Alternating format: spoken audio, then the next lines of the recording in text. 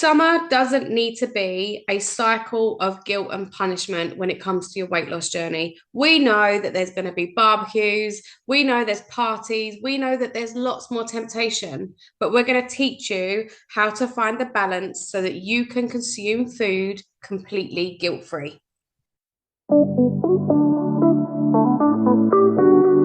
Welcome to our podcast, Fuck the Diet Cycle, with myself, Lauren Knight, and Abby Lodge. This is for you if you want to cut through the diet industry bullshit and finally end that cycle. Grab yourself a cuppa, get comfy, and let's dive straight in, shall we? Yeah, I think summer is a tough time to be on a weight loss journey, but that is no excuse to not be on a weight loss journey. Like, that is just everyday life. And you have to, in order to have long-term successful weight maintenance, like weight loss and weight maintenance, you have to be going to these things and socializing and not becoming so obsessed with what you're going to have and everything that you actually go in and enjoy these things. So I remember when I was on my journey, I did try and shut myself away quite a lot. And that did me no favors at all. And it isn't until like I got to go and then realized that, life is actually quite social, even though I'm not a very sociable person anyway. But there are going to be events, there are going to be parties, there are going to be barbecues, there are going to be times where your friends go, oh, should we go to the pub garden? It's, whatever, it's someone's birthday, whatever it is. Don't be going, oh no, I can't go, can't possibly go, I'm on a diet. No. Because all you're going to be met with is people going, oh, you're always on a diet, or oh, go on, you can have one day off, or whatever. Make a plan before you go, but don't become so fixated on it that sometimes things don't go to plan. And, barbecues are generally quite an easier option, if you are like invited to one, because 9 times out of 10, you kind of take a dish anyway to a barbecue. So you can take what you want to have and then you just deal with your food. And obviously, but don't kind of just say, if it's a chicken breast, that's my chicken breast. Nobody else can have some. Like, take enough for other people as well. And just make it part of normal everyday life. Don't kind of make a big thing of, oh, I can't have that burger. Oh, no, I'm on a diet. Oh, definitely can't have that hot dog. Because then people are going to start making comments and stuff, rather than if you're going and you're taking some skewers or whatever and just getting on with it, people aren't even going to notice or say anything. And the other thing to like mention here is, if you are in that mindset of, I can't have a burger, I can't have a hot dog, I can't have the potato salad, I'm a fiend for potato salad, then all that's going to happen is you're going to say, no, no, no, no, can't have it, can't have it, can't have it, that's bad. Then all of a sudden, before you know it, you're going to be 2 burgers deep, 5 hot dogs, the whole plate of potato salad, and then you are going to be feeling so damn guilty. And then you're going into that negative cycle, that guilt cycle of, I fucked it now. Oh, well, I'll start again Monday. And we are not here for that. We're here to get rid of that.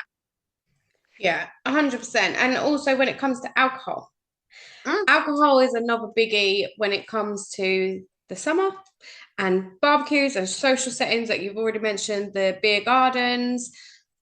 A lot of people do a lot of things outside, bring your own drink. And if you really want to drink, that's fine. But I know from working with so many women over the years that a lot of women drink because their friends are, or they Mm. feel like they should be because of the social setting that they're in, and they're not actually enjoying it.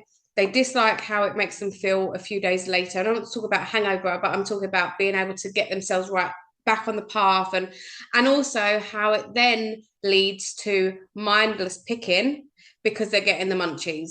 So I've been speaking a lot about this recently, about creating mocktails, because for most of us, I don't know about a lot of people, but for me, and I'm not promoting this kind of drinking, but when I drink, I'm not a I don't just have a couple of drinks. Like, that doesn't No. taste like, it never has. I don't sit in front of the telly and have a glass of wine. I don't really drink at home unless we've got company.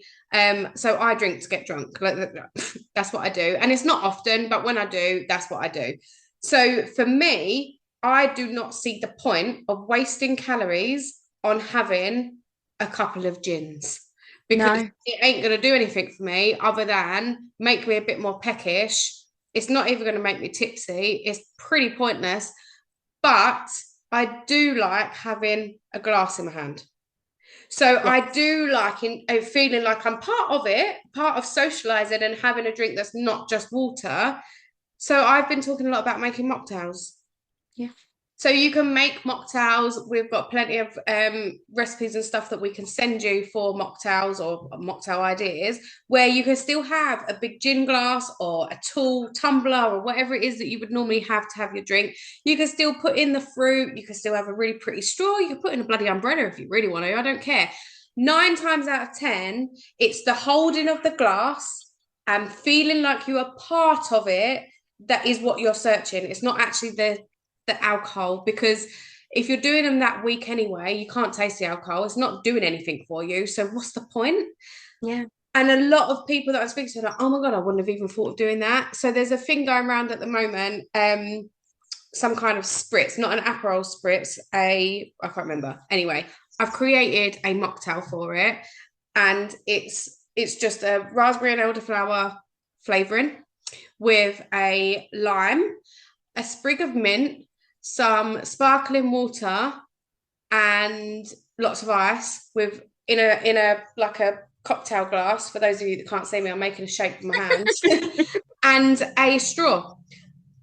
Hold that in your hand, and it's going to look pretty. It's going to feel like you're getting involved. It's not giving you any additional calories. You're not going to get the munchies and mindless pick, and it's still going to be really refreshing. So it's just making those little tweaks, and like you said, taking along the skewers for yourself, making sure that you scan the food and go, actually, do you know what, I really do fancy a little bit of that potato salad, so I'm going to put a spoonful on that.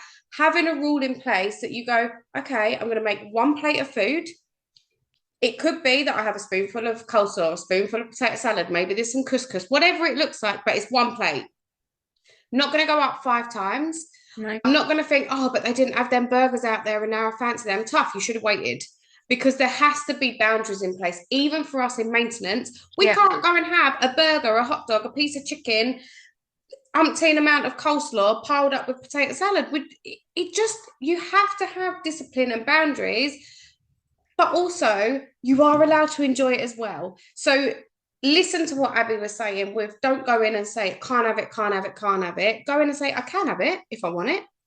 This is how much I'm going to have of it. And it stops there. If you've got crisps and peanuts and things like that sitting on the table, move them away. You don't actually want them. We eat them because they're there. Before you know it, the bowl's finished. You're like, oh, damn, I don't even remember tasting it because you're too busy nattering away. Move them. Change the environment. You're allowed to do that. And let's stop being in this cycle of, oh, it's all right. The weekend, I blew it. I'll start again on Monday. The weekend, I blew it. You don't have to do that. Let's find that middle ground. It's not all or nothing. And we really, really want to help you further. So if you want to take this to the next level, what can they do? So we have a summer survival guide that we have created just for you, no matter what path you are on your weight loss journey, where you are at, to help you navigate the 6 weeks holidays, the summer, the pub gardens, the barbecues, the festivals, whatever plans, holidays, all things like that, to help you navigate them successfully without giving up and waiting until September. So if this does sound like something that you need, you can click the link in our show notes and it is going to take you where you can purchase it from. And yeah, it will be something that is completely across the board for everybody. So it doesn't matter what kind of tool or vehicle that you are using currently to lose weight, because we know that a lot of our listeners do a variety of things in order to lose weight, and that is absolutely fine. This is solely for the mindset side of things and not just seeing every event or holiday or whatever as an excuse to completely deviate and completely screw it up for yourself, to actually see that you can live a life in balance and still lose weight and just carry on and be successful and be happy. Because nine times out of 10, it's a mindset game. It is a mindset game when you go to these places or whatever. Don't just see them as a free for all because we don't. You know, I've been maintaining 3 years. Lauren, you've been maintaining 6 years, Right? 8 years. Oh, I lost 2 years there.